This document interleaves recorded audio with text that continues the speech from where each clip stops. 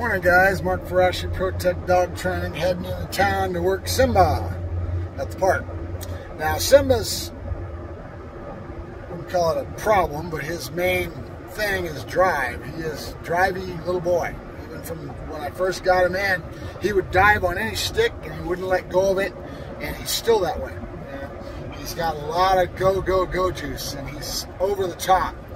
This dog probably be best off in a police dog kennel, getting worked 2-3 times a day and really going towards nose work, all of it, because this dog could do it all. But a dog with this much drive, with this much tenacity, with this much go juice is a double-edged sword. It's not a dog for the civilian, okay? This dog is over the top. It's somebody like me that can contain this Tasmanian devil, give him structure, and really work hard at molding, shaping, and forming that clay to end up becoming a finished product, right? Most people, they don't have that. They go to work every day, they come home, their lifestyles are such that they basically, as an American, they want a pet. They want a couch potato. And that's what most of the AKC quality dogs are all about. Looks good, gets to go around a show ring, and yes, they will do the basic work, but we're losing, slowly but surely, we're using the pure functionality of the dogs that we bred for a purpose. And we've got all kinds of different breeds that have all been bred for a purpose, and our way of life back then was we actually put them to work. The herding dogs were out there herding sheep. The rancher went to work every day, and those genetic stamps, those things that were propensities, that were standard within that lifestyle and that need of purpose was stamped into that animal, okay, through breeding and through actually going out and doing the job on a daily basis. And that's what goes on, right? We're losing that slow but sure, especially in America, because the American couch potato, half of the people, to be honest with you, shouldn't even have a friggin' dog, right? Personally, that's my personal opinion. But so it is what it is. And then you get the eras of the John Wick movies, and everybody goes crazy on Malinois. They all think they want one, and they have preconceived ideas in their head of what that is because they saw it in a movie, and oh my God, that's cool, I want one. And they don't understand what that means, right? And then they get them, and they have them, and then they deal with trying to learn and grow, and they get into their lifestyles, and things take over, and within about, probably anywhere from 6, 8, 12, 15, 18 months of age, that dog gets wasted, gets ruined, right?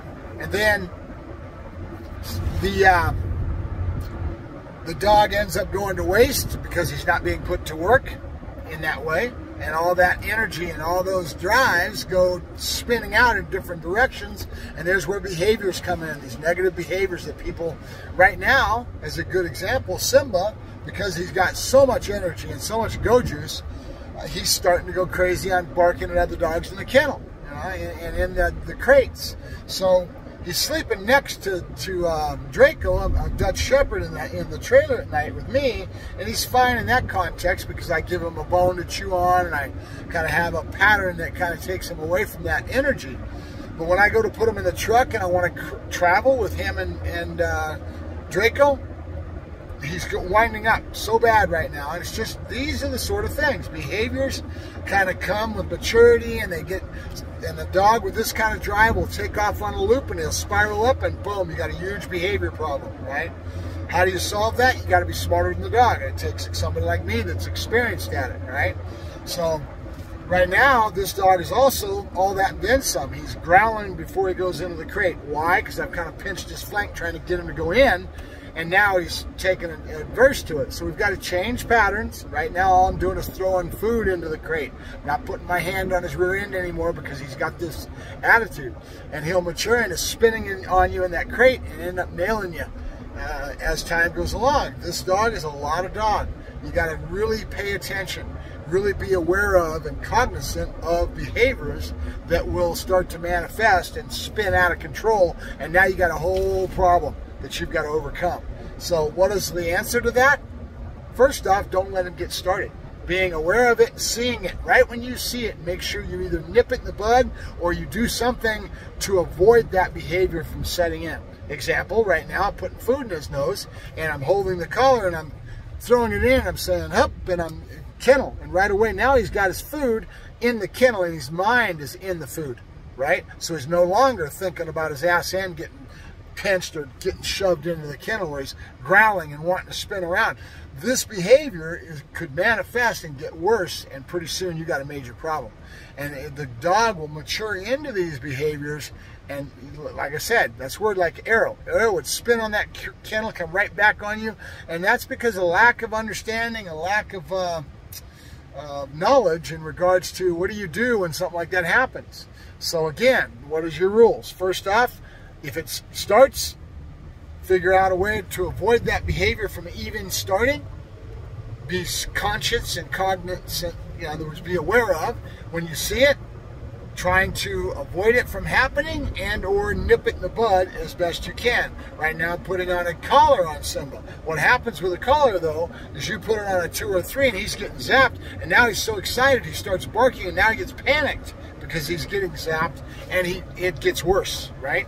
So how do you avoid it? Well, I still can't. I got to put the collar on.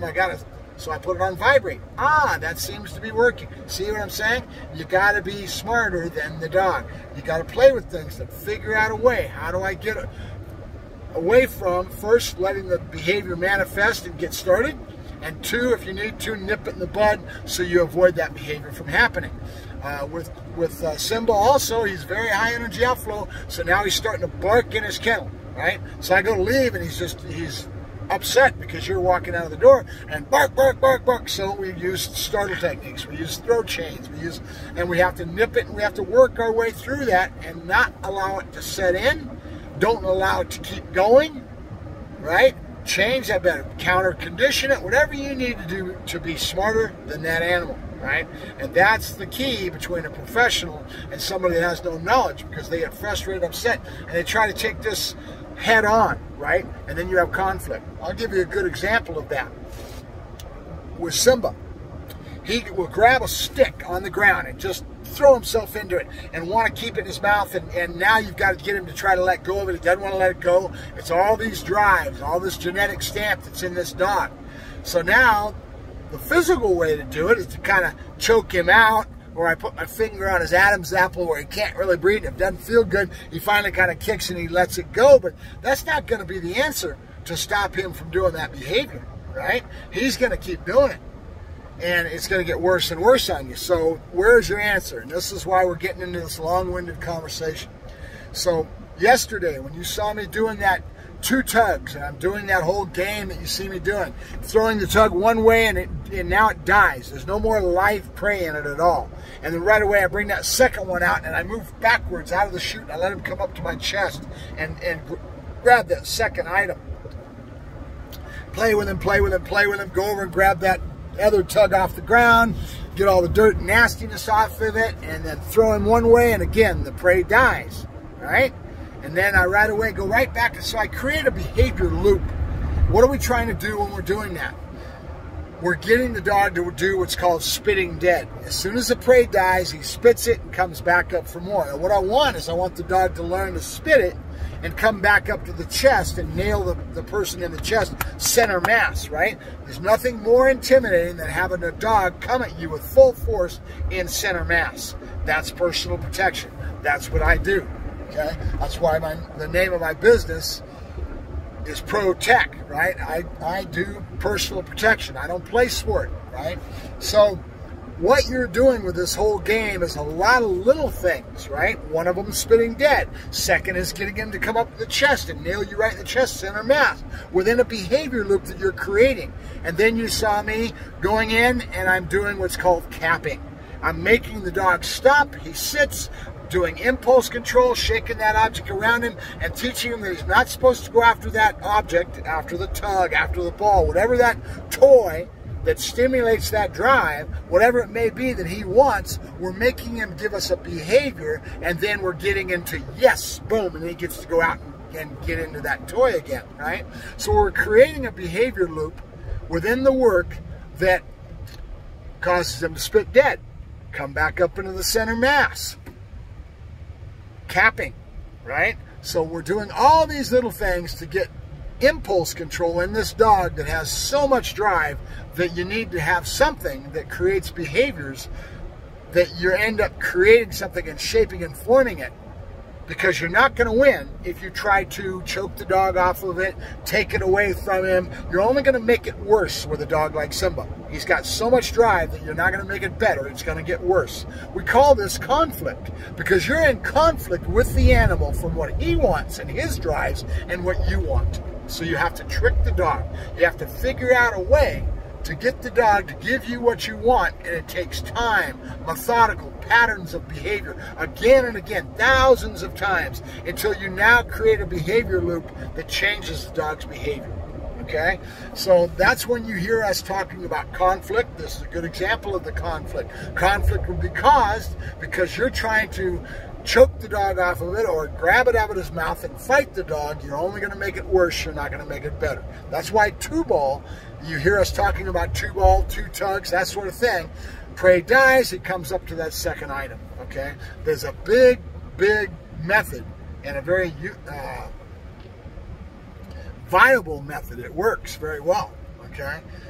That causes you not to go into the conflict and into the fight that's going to make the behavior get worse, causes you to have the tools that you need to redirect the dog's mental attitude and get him into a behavior loop that gives you what you want, okay? But it takes work, it takes consistency, it takes patterns of knowing what you're doing again and again, thousands of times of doing this to create behaviors that are beneficial to what you want out of the dog.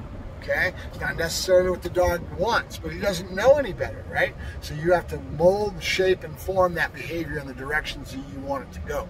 So I'm going to try to go, I'm here at the park now, I'm going to try to get out and work with him, get the tripod set up, see if I can give a little bit of a video. It'll be the same kind of work that we were doing yesterday, but now you have a little bit more insight in what I'm doing, right? There's a lot of little pieces and kernels of things that I'm doing to create the behavior that I want, that gives us what we want. This is going to lead into the owner's main problem, which is when he goes out, he's getting territorial. He's getting possessive on that object. We got to get him not to get possessive. How? We don't reach down and try to grab the object and take it away from him. That's going to only increase that possessiveness in the dog, right? So there's what we're after. We're trying to avoid that. And we're trying to avoid that behavior from setting in, okay? All right, so that's my yak session for today. I'll do a little more videos in the next few days, and you'll see me kind of trying to pull this all together for him so that we can end up channeling it to a point that we have something to work with tool bag-wise, that we've got patterns and everything set up so that now I can hand them to the owner and get them to do the same things and try to keep this behavior going along the same path. The problem is the owner doesn't eat, breathe, and sleep dogs like I do, and they don't think and have the instincts, and their guts doesn't take over like mine does. I mean, this is all I do. So I eat, breathe, and sleep it, and right away my reactions, my brain sets right into what I need to do, and I have structure based on and consistency to create these behaviors. When you give them back to the owner, you got to try to educate them and teach them. They will intellectually understand what you're talking about, but they emotionally don't have the same reactions that I do, right?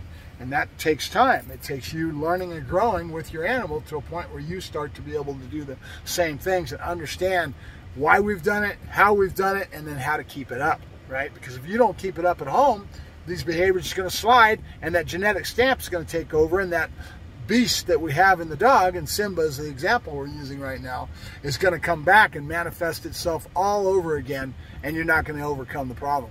See what I'm saying? That's why I try to tell people these dogs are not pets. They are working dogs that have been bred to work, and they're a lot of dog, even for me, right? I have to really keep my mind in the middle and really be thinking about things that I'm doing and keep my emotions out of it too. It's hard. I'm a human being just like anybody else, right? I'm not perfect. All right, so I'll let you guys go. Mark Farashi, Pro Tech Dog Training. More videos to come with Simba. Talk to you later.